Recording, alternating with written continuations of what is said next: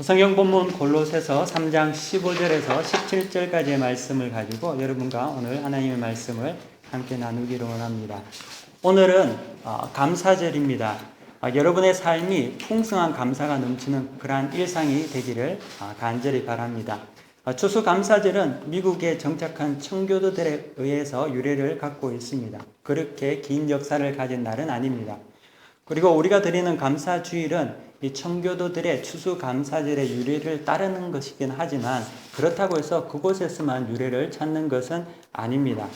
이미 성경은 늘 하나님께 드리는 감사의 절기를 성경을 통해서 우리에게 늘 말하고 있기 때문입니다. 구약시대에는 맥추절이라고 하여서 보리를 재배한 후에 하나님께 감사의 예물을 드렸습니다. 또 창세기에 처음에 보면은 태초의 인류인 아담과 하와가 하나님 앞에 창조를 받고 그의 자녀인 가인과 아벨 또한 자신의 소산물을 가지고 하나님께 감사드렸음을 우리는 성경을 통해서 볼 수 있습니다. 그러므로 이 감사절이라는 것은 한 해의 연례 행사와 같이 하고 끝나는 어떠한 절기로서가 아니라 우리 삶 속에 일상의 365일 가운데 늘 이루어지고 행해져야 할 정신을 말하고 있습니다. 우리가 매달 첫 주에 저희 교회에서는 성찬식을 가지지 않습니까? 근데 이 성찬식을 하는 이유도 그날이 특별한 날이어서 또 중요한 날이어서 하는 것이 아니라 그 정신을 간직하라는 것이지요. 인간은 연약하고 세상에서 묻혀 살아가기 때문에 영적인 것에 대해서는 별 관심이 없습니다. 그리고 또한 영적인 것에 대해서는 늘 급히 잊어먹고 맙니다. 그렇게 살 수밖에 없는 존재입니다. 하나님께서는 절기를 통해서 그 정신을 우리에게 다시금 생각나게 하시고 각인시켜 주십니다. 그리고 회복시켜 주신다는 거죠. 그러므로 감사절은 오늘 여러분이 이 자리에 모여서 하나님께 예배드리고 헌금하고 헌물을 드렸다고 해서 끝나는 그러한 어떤 절기가 아니라 일상의 삶에서 여러분들이 늘 감사하며 살아가는 그것을 되새기는 그러한 날이 되어야 할 것입니다. 한 해의 마지막이 되었습니다. 이제 2주가 지나면은 대림절이 시작됩니다. 이 말은 한 해가 막을 내리고 있다는 의미이기도 합니다. 올 한 해 마무리를 감사로 여러분들이 마무리하시기를 간절히 바랍니다. 그리고 그 감사 가운데 새해를 준비하실 수 있는 여러분 모두가 되기를 축원합니다. 감사가 좋다는 것을 모르는 자는 없죠. 또 이곳에 계신 여러분들도 늘 감사하며 살아야 한다는 것을 생각한다고 생각합니다. 하지만 사실 또 감사의 삶을 사는 것은 참으로 쉽지 않은 것 같습니다. 성숙의 특징은 여러분 무엇일까요? 성숙이라는 것은 자기가 아는 것을 실천하는 능력을 성숙이라고 합니다. 실천을 통해서만이 성숙은 이루어진다는 거죠.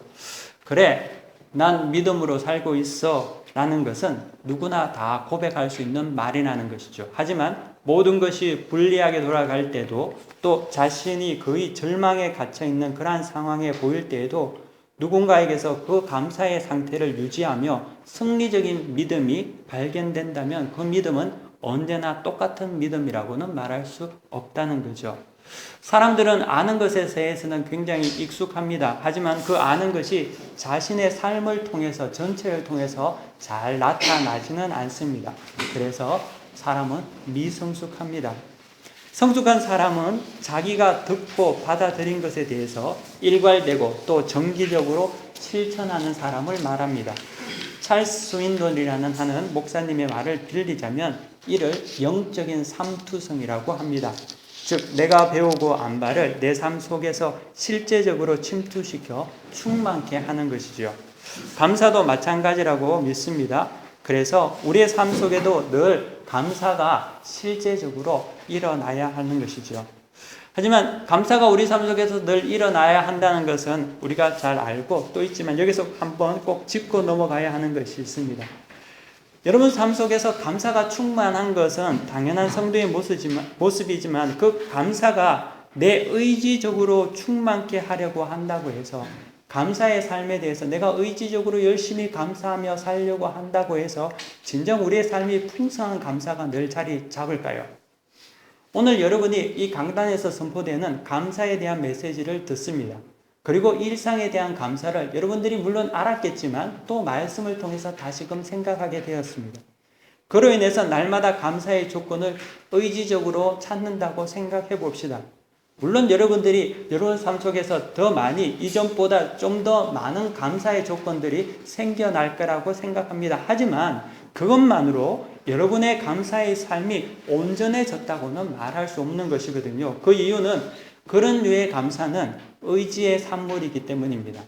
내 의지가 꺾여질 때는 또는 큰 환란이 될 때, 여러분 가운데 정말 여러분들이 이길 수 없는 낙심거리가 생길 때, 그리고 내가 정말 원치 않았던 불행이 여러분들에게 다가왔을 때, 그때 감사할 수 있을까?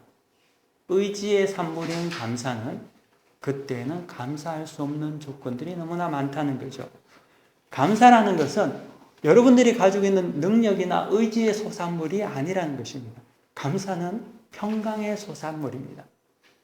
우리 속에 있는 나의 능력으로부터 오는 의지적인 무엇인가에 의해서, 그런 원동력에 의해서 감사가 아니라 나보다 더 큰 초월자에 의해서 보호받는 은혜에 힘입어서 여러분 속에 평강이 자리 잡을 때, 그때만이 감사가 온전한 열매를 맺을 수 있다는 거죠. 여러분, 예를 제가 한번 들어보겠습니다. 꽃에 대해서 생각해 보십시오. 꽃은 참 아름답지 않습니까? 들판에 핀 꽃은 아름답지만 환경에 의해서 죽습니다. 저는 이를 의지적인 감사라고 비유하겠습니다. 의지의 감사는 환경과 조건에 따라서 늘 불변합니다. 가변적입니다. 하지만 온실 속에 있는 꽃은 온실이라는 보호막 속에 있기 때문에 평안을 누릴 수 있다는 거죠. 폭풍우가 와도 눈이 와도 개의치 않습니다. 왜냐하면 온실이라는 보호막이 이미 그를 안전하게 그것을 보호하고 있기 때문이죠. 이것은 감사는 의지의 소산물이 아니라 내 속에서 일어나는 어떤 능력이 아니라, 감사는 우리에게 초월자의 능력에 의한 평강의 소산물이며 궁극적으로 하나님으로부터 온다는 것입니다. 그래서 오늘 성경 본문 15절에는 이렇게 말하고 있습니다. 바울은 먼저 감사에 대해서 말하기 전에 무엇을 이야기하냐면 너희 속에 먼저 평강을 주장하게 하라고 성경은 증거하고 있다는 거죠. 그리스도의 평강이 너희 마음을 주장하게 하라. 또한 너희는 감사하는 자가 되라 라고 합니다. 평강이 우리 안에 자리 잡을 때 감사는 열매로 얻을 수 있다는 거죠. 평강이 자리 잡게 되면 모든 일에 감사가 자연스럽게 따라옵니다. 우리의 일상적인 경험에도 여러분들 동일한 것을 찾아볼 수가 있습니다. 여러분의 마음이 한없이 평안할 때, 정말 잔잔할 때는 어떤 일이 우리에게 일어나더라도 신경질적이지 않게 되죠. 문제가 생기더라도 긍정적인 방법으로 생각하게 된다는 거죠. 그리고 그렇게 이해하려고 합니다. 마음의 정원이 비옥할 때는 모든 것을 포용할 수 있는 그런 마음의 준비가 되어 있다는 거죠. 그 가운데 감사가 일어나죠. 하지만 내 마음이 평안이 없을 때 작은 일에도 곤두서죠. 매섭게 되죠. 날카로워지고 감사가 사라지는 것을 볼 수 있습니다. 즉 우리 속에 평강이 사라지면 감사도 사라진다는 것입니다. 그러므로 이 감사절에 우리가 실천해야 하는 것은 의지적으로 여러분이 말씀을 듣고 내가 감사해야 되겠다라고 노력하라는 것이 아닙니다. 그리고 어떤 일에도 감사하자, 늘 감사하자는 구호를 외치고 힘든 일에도 실족하지 않고 정신을 바짝 차리고 인내하며 감사하자라는 것을 여러분들에게 가르치려는 것이 아니라는 거죠. 그것보다 먼저 우선적으로 해야 하는 것은 여러분 마음속에 평강을 자리 잡게 해야 한다는 겁니다. 그 평강은 그러면 어떻게 우리에게 이루어집니까? 그 평강을 얻기 위해서 여러분 돌을 닦아야 됩니까? 아니면 여러분 마음의 정원을 가꾸듯이 책을 많이 읽어서 다독을 해야 합니까? 아니면 명상을 합니까? 심성훈련을 해야 합니까? 그것이 아니라는 거죠. 성경은 우리에게 분명하게 증거하기를 그리스도의 평강이 너희 마음에 주장케 하라고 합니다. 오직 평강은 하나님께서 주신 것입니다. 하나님께서 여러분 가운데 계실 때 여러분들이 평안을 누릴 수 있는 것이지요. 하나님께서 인간을 창조하신 궁극적인 목적, 인간을 왜 창조하셨겠습니까? 하나님께서 왜 인간을 창조하셨겠습니까? 하나님께서 인간을 창조하신 이유가 우리를 종으로 부리려고 하나님께서 인간을 창조하셨습니까? 아니면 하나님께서 부려먹을 수 있는 똘마니를 한 60억 정도 두려고 하나님께서 우리를 창조하셨을까요? 아니지요. 하나님께서 인간을 창조하신 이유는 또 그들에게 창조하셔서 주려고 했던 그것은 다름 아닌 평강이었다는 겁니다. 하나님은 인간을 평안케 하기 위해서, 평강 주시기 위해서 우리를 창조하셨습니다. 에덴 동산을 창조하신 그이가 인간에게 평안을 주고 싶어 하지 않으셨습니까? 또 예수님께서 이 땅에 오신 이유도 타락한 인류를 회복하여 완전한 평안을 주시려고 했기 때문이 아니겠습니까? 왜 우리가 오늘 일곱째 날에 이렇게 모여서 하나님께 예배 드립니까? 그 이유 또한 하나님의 평강이 우리 가운데 자리 잡기 위해서 여러분들이 이 자리에 있는 것 아닙니까? 하나님은 우리를 창조하신 목적이 여러분들에게 평강 주시기 원하신다는 거죠. 신앙의 종국적인 목적은 완전한 평강에 있습니다. 그것을 구원이라고 하기도 하고 천국이라고 하기도 하고 하나님과 연합한다고 하기도 합니다. 주님께서는 요한복음 14장 27절에 평안을 너희에게 끼치노라. 곧 나의 평안을 너희에게 주노라. 내가 너희에게 주는 것은 세상이 주는 것과 같이 아니하니라 라고 하십니다. 세상과 다른 완전한 평안, 그것이 하나님이 인류에게 주시려고 하신 것이며 예수님께서 우리에게 회복하려고 하신 것이고 오늘 이 자리에 여러분에게 하나님께서 주시기를 원하시는 것이라는 거죠. 이것이 하나님의 뜻이라는 거죠. 이것이 모든 성경 신구약 중심 주제라는 것입니다. 그러므로 참 하나님을 모신 자에게는 평안이 있습니다. 은혜가 있습니다. 그 평안 때문에 감사가 우리 삶 속에 있는 것입니다. 예수님과 떨어져 있으면 교제가 깊지 않습니다. 그리고 괴롭습니다. 평안이 사라집니다. 여러분, 평안이 사라지면 감사 또한 사라집니다. 평안이 없기 때문에 원망하게 되고 분노하게 되지요. 그리고 날카로워지게 된다는 것이죠. 하지만 또 동시에 감사가 사라지고 평안이 사라지게 되면 양심에 의해서 스스로 문제를 자각하게 됩니다. 그래서 감사하려고 하지만 또한 그 감사 또한 굉장히 의지적인 산물이 되고 감정적인 것이 되고 만다는 거죠. 기도하지 않는 것도 아니고 감사하지 않는 것도 아니지만 기도가 원통의 도가니가 되고 감사는 순간과 찰나로 변하고 만다는 것이죠. 이유는 그리스도의 평안이 우리 속에 온전히 주어지지 않았기 때문이라는 것입니다. 바울은 오늘 성경 본문을 통해서 다시 강조하여 말합니다. 너희는 평강을 위하여 한 몸으로 부르심을 받았나니 우리의 부르심의 목적이 평강이라는 것입니다. 그 평강 가운데 감사가 가능한 것이죠. 그러므로 사랑하는 여러분, 여러분들께서 그리스도 안에 있으시기를 바랍니다. 이를 여러분께서 성령의 은혜로 깨닫게 되시고 그것을 받아들이고 그분 안에 거하게 된다면 여러분은 참 평강 가운데 감사할 수 있는 자가 된다는 것이죠. 됩니다. 그 평안을 누리게 되시기를 간절히 바랍니다. 두 번째로 오늘 성경 본문 16절을 보시기 바랍니다. 16절에는 그리스도의 말씀이 너희 속에 풍성히 거하여 모든 지혜로 피차 가르치며 권면하며 시와 찬송과 신령한 노래를 부르며 감사하는 마음으로 하나님을 찬송하고 라고 증거하고 있습니다. 감사는 말이죠. 여러분 희미하거나 허리멍텅한 것이 아닙니다. 감사는 반드시 그 속에 근거가 있어야 합니다. 내가 감사했는데 정확한 근거가 없다면 그것은 감사라기보다는 어리석음이 되고 만다는 것이죠. 감사라는 것은 확고한 지식과 정보로부터 시작됩니다. 누군가가 제게 빵을 줬는데 제가 그 빵을 받고 너무나 감사하기 때문에 감사합니다. 근데 누가 나에게 빵을 줬는지 빵을 주지 않았는지도 잘 모르는데 무조건 감사한다고 생각해 보십시오. 그것은 사실 감사라기보다는 부주의고 무지일 수 있지요. 근데 많은 사람들의 감사가 이런 형태라는 겁니다. 사람들은 하나님께 감사한다고 이야기합니다. 근데 뭘 감사하는지에 대해서는 그렇게 깊게 생각하지 않는다는 데 있습니다. 다 감사하지요. 하나님 은혜로 난 살아요. 다 하나님께 감사해요. 라고 합니다. 그런데 그 말에 언뜻 굉장히 은혜롭게 들리는 것은 사실이지만 실상 자기가 감사할 정확한 근거에 대해서는 생각하지 않는 때가 많다는 거죠. 잘 모른다는 거죠. 그러다 보니까 어떤 현상이 나타나느냐 하면 감사는 굉장히 많은데 늘 감사하다고 하는데 감사의 밀도가 약하다는 것입니다. 뭉뚱그려서 감사하기 때문에 그 안에 구멍이 많습니다. 마치 부실공사하는 교량처럼 어려움이 다가오고 시험이 되면 다 무너져 버린다는 거죠. 작더라도 정확한 감사의 조건을 안다면 우리는 성장할 수 있습니다. 감사의 삶에서 떠나지 않을 수 있습니다. 시련을 이길 수 있다는 거죠. 적어도 이 일에 대한 감사를 정확하게 알고 있다면 절대 떠나지 않습니다. 감사는 정확한 근거에 기인한다는 것이죠. 직장에 어떤 사람이 고용이 되었습니다. 근데 그의 자녀가 어떤 위급한 상황에 사고로 말미암아 응급실에 가게 되었습니다. 그에게는 자녀를 치료할 수 있는 그런 어떤 재정이 돈이 없습니다. 그때 마침 고용주가 와서 그 아이에 대한 치료비 전액을 무상으로 그에게 주고 말없이 갔습니다. 그로 인해서 그 아이는 자녀는 치료를 받고 소생했습니다.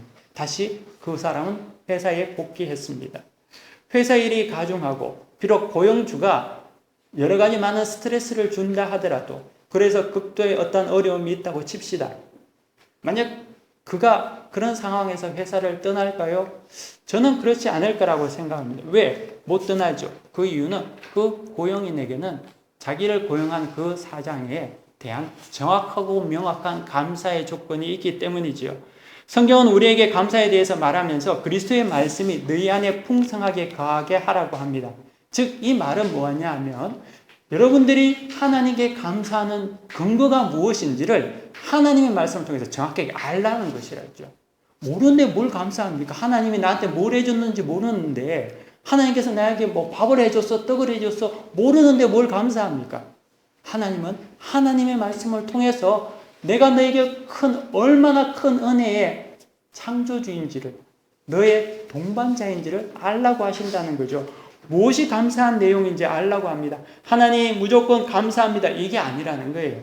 정확한 감사의 근거를 알라고 합니다. 그렇기 때문에 우리는 하나님께 예배드리고 하나님의 말씀을 봐야 하고 하나님께 기도해야 된다는 거죠. 그러면 알 수 있습니다.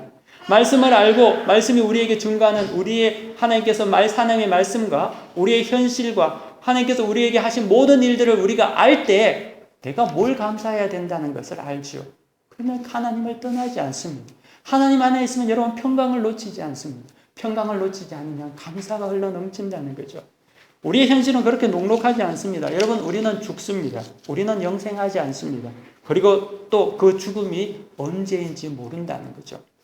코의 호흡이 언제 끝날지, 심판날이 오늘일지 내일일지 모른다는 것입니다. 또 우리는 죄에서 벗어나지도 못합니다. 우리는 죄를 이겼는가 싶으면 어느 순간 죄의 노예가 되어 있습니다.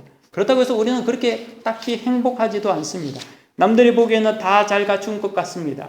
좋은 학력, 경력, 직장에 남부러울 것 없습니다. 그런데 만족함이 없습니다. 감사가 없습니다. 위로 올라가면 올라갈수록 좋을 것 같지요? 아니죠. 그러면 두려움이 엄습합니다. 언제 떨어질지 모르는 강박관념에 사로잡히게 됩니다. 최성장에 오르고 싶습니다. 올라보시면 여러분들 그곳에 낭떠러지라는 것을 여러분 자각하게 된다는 거죠. 우울증에 걸립니다. 병마에 시달리고 불면증에 고통을 당합니다. 여러분 혹시 여러분 그렇지 않다고요? 그러면 여러분은 교만투성일 수도 있다는 거죠. 자기만족에 묻혀 살다가 어느덧 죽음이라는 종말에 맞이할 수밖에 없는 허무한 인생과 먼지와 같은 삶이 우리의 삶이 아니겠습니까? 그런데 하나님께서는 우리를 사랑하셔서 이런 우리에게 사랑하시고 평강케 하시겠다고 하십니다. 이러한 허무한 나를, 실수 많고 내 멋대로인 나를, 하나도 하나님의 마음에 어쩌면 들지 않는 우리를 사랑하신다고 하십니다. 용서하시고 완전한 평강으로 인도하신다고 하십니다. 내가 너를 위하여 독생자 예수 그리스도를 보냈다고 하십니다. 내가 너의 인생의 보호막이 되어주고, 내가 너의 인생의 산성이 되어주고, 요새도 되어주고, 친구도 되어주고, 아버지도 되어주고, 내게 모든 평강을 다 주겠다고 하나님 말씀하십니다. 하나님을 거역하기에 빠르고 무시하기에 익숙한, 또 내 먹고 살기에 바쁜 우리들에게, 하나님에게 대해서 별 관심 없는 우리들을 하나님께서는 내가 너희들에게 온전한 평강을 주고 내가 너를 사랑하고 축복하겠다고 하십니다. 이것이 하나님께서 우리에게 말씀하십니다. 왜 하나님께서 그렇게 하셔야 합니까? 왜냐하면은 우리를 창조하신 목적이, 여러분 한 사람 한 사람을 창조하신 목적이 하나님께서 평강 주시기 원했기 때문인 것입니다. 이 하나님의 말씀, 또 이 하나님의 뜻을 조금이라도 우리가 안다면 우리가 왜 감사하지 못하겠습니까?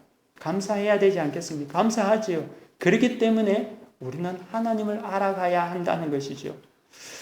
몰랐을 때는 그냥 살았지만 이 감사절을 통해서 우리가 감사의 조건을 다시금 하나님의 은혜 안에서 깨닫게 된다면 여러분들이 그 안에서 살아가기를 원합니다. 불평하거나 두려워하거나 분노하거나 그런 어떤 것이 아니라 그 은혜 가운데 감사로 충만함으로 살아가기를 원합니다. 사랑하는 여러분, 우리는 말이죠, 머리 쓰고 사는 존재가 아니라 하나님의 평강으로 살아가야 하는 존재입니다. 자녀들은 부모를 떠나서 사는 것이 아닙니다. 부모가 자녀를 책임지는 것이지 자녀가 소년, 소녀 가장으로 잘 산다고 해서 칭찬받을 일이 아니라는 거죠. 아버지가 죽었습니까? 아니지 않습니까? 하나님이 죽었습니까? 하나님 살아계시거든요. 살아계시다면 하나님께서 여러분들에게 평안 주시기를 원하신다고 말씀하지 않습니까? 이 말씀을 여러분들이 믿음으로 받아들이시기를 바랍니다. 독일의 철학자 프리드리히 니체는 신은 죽었다고 했지만 그로 말미암아 그의 선언은 우리를 마치 아버지를 잃어버린 고아와 같이 만들고 말았습니다. 하지만 사랑하는 여러분, 우리는 작업의 존재가 아니라 하나님께서는 우리에게 충만하게 부어주시기를 원하십니다. 하나님은 여러분 평강 주시기를 원하고 여러분 사에게 끊임없는 감사가 넘쳐나는 그런 축복을 우리에게 약속하셨다는 겁니다. 그 사실을 알 때 우리는 감사할 수 있습니다. 오늘은 감사절입니다. 감사절에 추수할 곡식이 많아서 감사하는 것도 아니고요. 추수할 곡식이 없어서 불평하는 것이 아닙니다. 감사는 하나님께로부터 나온다는 거죠. 저는 여러분들이 하나님과 교제하며 연합한 삶을 통해서 그 풍성한 평안이 얼마나 큰지를 여러분들이 다시금 깨닫고 고백할 수 있는 은혜의 기회가 여러분들에게 다 이루어지기를 간절히 축원합니다. 그를 통해서 하나님께서 여러분 속에서 오늘도 역사하시고 새롭게 다짐할 수 있는 그런 시간 되기를 간절히 바랍니다. 다 함께 기도하겠습니다. 걸어가신 하나님 감사합니다.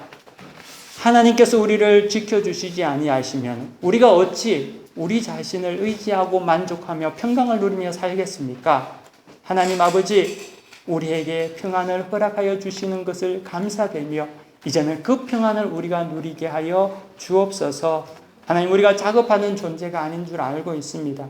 하지만 우리는 늘 우리 스스로 작업하려고 했지만 그로 인하여서 감사가 사라질 때가 너무나 많았습니다. 하나님 아버지, 이제는 주의 평안 가운데 살아가기를 원합니다. 주의 평강이 우리 속에 역사되기를 원합니다. 하나님 아버지, 그로 인하여서 우리가 이 땅에서 승리하기를 원하오니 이 시간 모든 한 사람 한 사람 가운데 기름 부어 주옵소서. 말씀을 통해서 결단하는 놀라운 은혜가 있게 하여 주옵소서. 감사드리며 예수 그리스도의 이름으로 간절히 기도드립니다. 아멘. 다 함께 자리에서 일어나셔서 배 찬송 부르시겠습니다. 찬송가 592장 찬송입니다.